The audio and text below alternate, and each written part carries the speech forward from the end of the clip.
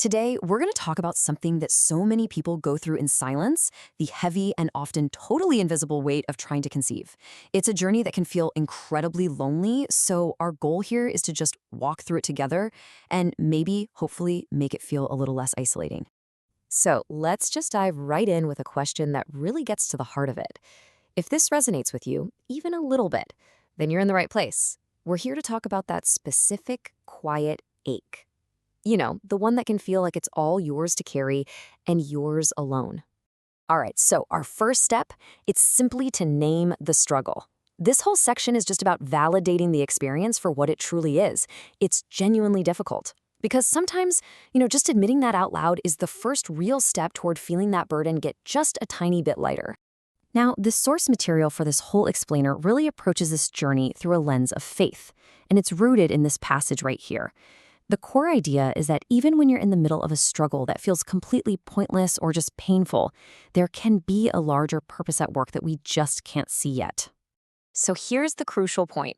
Before we try to fix anything, before we look for solutions, we just have to sit with the truth that this is hard. I mean, when your whole world starts to shrink and it's all about ovulation charts and waiting periods, it can really mess with your head. Just saying the words, "this is tough," gives you permission to actually feel what you're feeling. And what's really interesting here is where that stress comes from. It's not just outside pressures from family or friends. So much of it is the immense pressure we put on ourselves. And this is not a one-sided thing at all. Men feel this so intensely, that pressure to perform right on cue, the weight of feeling responsible if things aren't working. It's a shared stress, even if it shows up in completely different ways. Okay, let's get into our next section, which is about something anyone on this journey knows all too well. We're talking about the emotional whiplash, that roller coaster that doesn't just happen over months, but can happen within a single cycle. Every single cycle starts right here, doesn't it? That fragile, beautiful feeling of hope. A fresh start. This could be the month. And then, almost immediately, the waiting game begins. And that hope gets kind of clouded by this creeping anxiety that just colors every single day. If the cycle doesn't end with the news you were praying for, that anxiety just crashes into this profound wave of disappointment.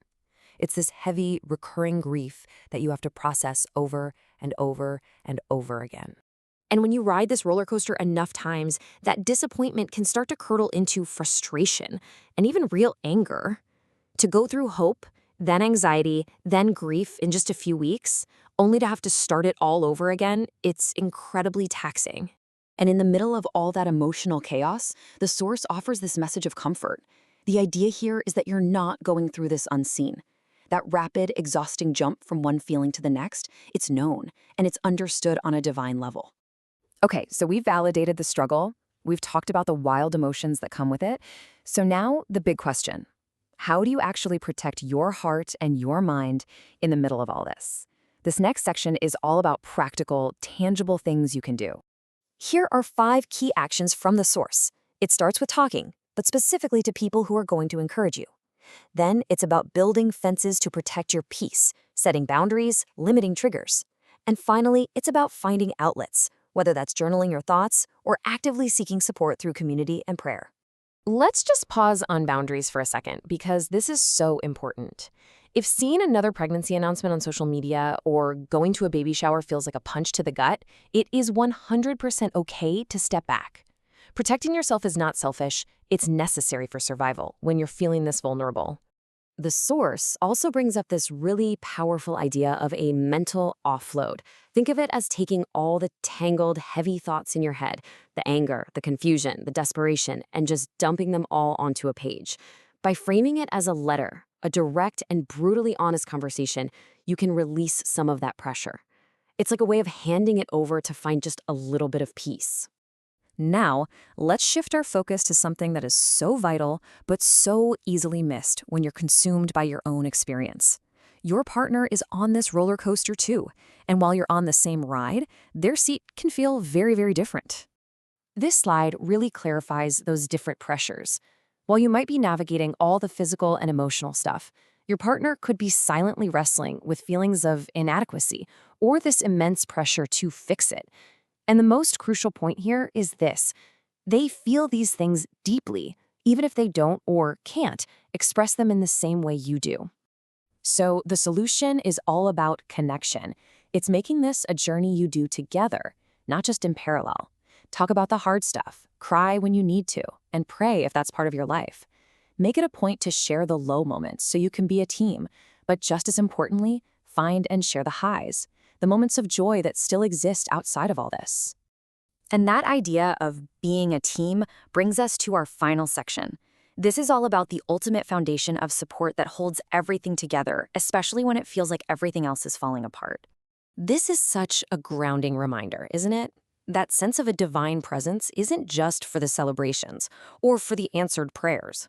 According to the source, that very same presence is right there with you in the messy middle, in the waiting, in the disappointment, and in the struggle. Let's just be direct, because the pain here is direct. Your mental health might be in shambles. You might feel broken, exhausted, and completely wrung out. The message here is not to pretend you don't feel that way. It's that even in that exact spot, in the middle of the mess, you are not alone. And if there is one single thought to hold on to from this whole explainer, please let it be this.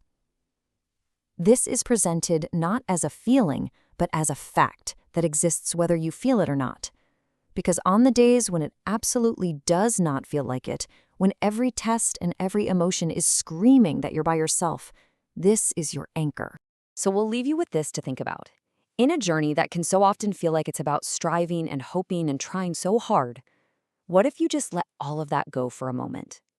What if the one piece of strength you carried today was the simple, quiet promise that you are never, ever walking this path alone?